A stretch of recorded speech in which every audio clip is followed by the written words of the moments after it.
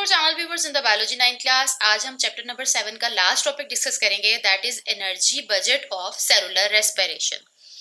इससे previous lecture mechanism of cellular respiration में हमने देखा कि सेलुलर रेस्पिरेशन का प्रोसेस एक कम्प्लेक्स प्रोसेस है जो कि मेन 3 स्टेप्स में प्रोसीड करता है। तो आज के लेक्चर में हम देखेंगे कि हर स्टेप पर कितनी एनर्जी की प्रोडक्शन होती है। Let's start energy producing steps. During cellular respiration energy is generated in following steps. Glycolysis. NADH generated in glycolysis gives 2 ATP. Glycolysis के रिजल्ट में जो NADH के मॉलिक्यूल्स जनरेट होते हैं उसमें एक NADH के मॉलिक्यूल से 2 ATPs मिलते हैं। इन Krebs cycle and electron transport chain gives 3 ATP. Glycolysis के मुकाबले में इलेक्ट्रॉन ट्रांसपोर्ट चेन और Krebs cycle में जो NADH के मॉलिक्यूल जनरेट होते हैं उससे टोटल 3 ATPs मिलते हैं। Now, what's the reason कि ग्लाइकोलिसिस में जो NADH जनरेट होता है उससे सिर्फ 2 ATP मॉलिक्यूल्स क्यों मिलते हैं? Reason, because 1 ATP is consumed to transport it across the mitochondrial membrane.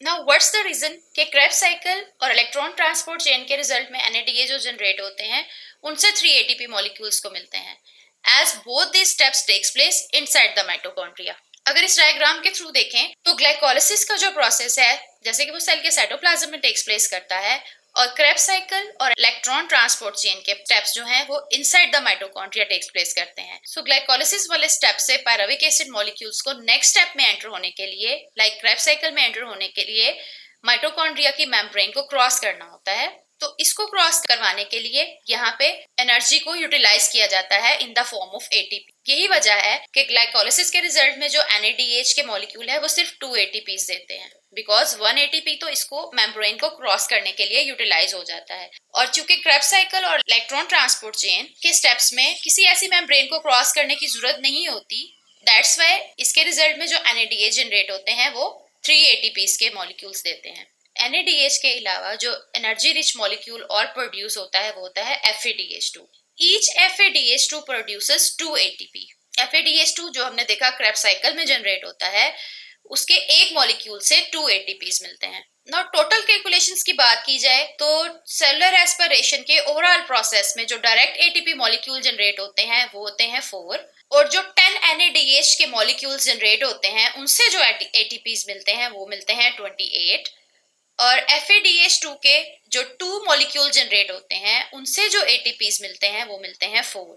Overall इन सब ATPs को अगर ऐड किया जाए तो हमारे पास टोटल ATPs की जो प्रोडक्शन आती है वो होती है 36 ATPs।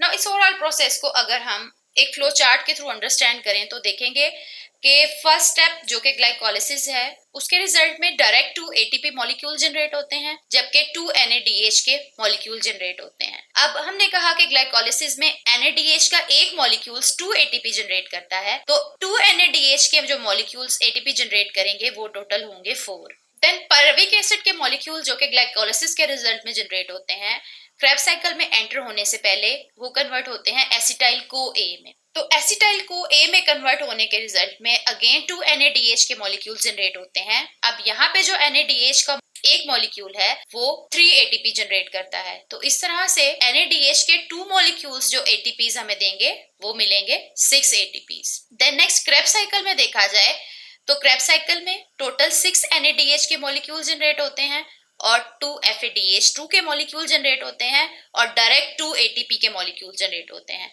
अब Krebs साइकिल में NADH का एक मॉलिक्यूल टोटल 3 ATP देता है, तो 6 मॉलिक्यूल कितने ATPs देंगे? 18 ATPs, as 3 6 are 18।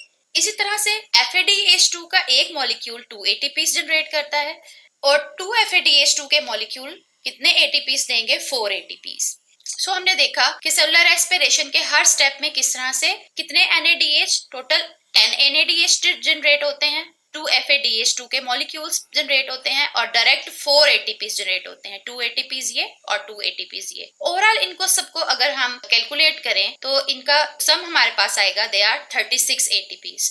ओवरऑल इस प्रोसेस में जो ATPs जनरेट होने चाहिए वो तो होंगे 38, बट जैसे कि हमने बोला कि 2 ATP के मॉलिक्यूल्स जो हैं वो यहाँ माइटोकॉन्ड्रियल मेम्ब्रेन को क्रॉस करते वक्त ग्लाइकोलिसिस से नेक्स्ट स्टेप में एंटर होते वक्त यूटिलाइज कर लिए जाते हैं। सो दैट्स वाई जो टोटल नंबर ऑफ एटीपीज आएंगे वो होंगे 36 ATP molecules. Hope so you have clear understanding about the energy budget of cellular respiration। इस टॉपिक से रिलेटेड कोई भी क्वेश्चन आप हमसे कमेंट सेक्शन में पूछ सकते हैं।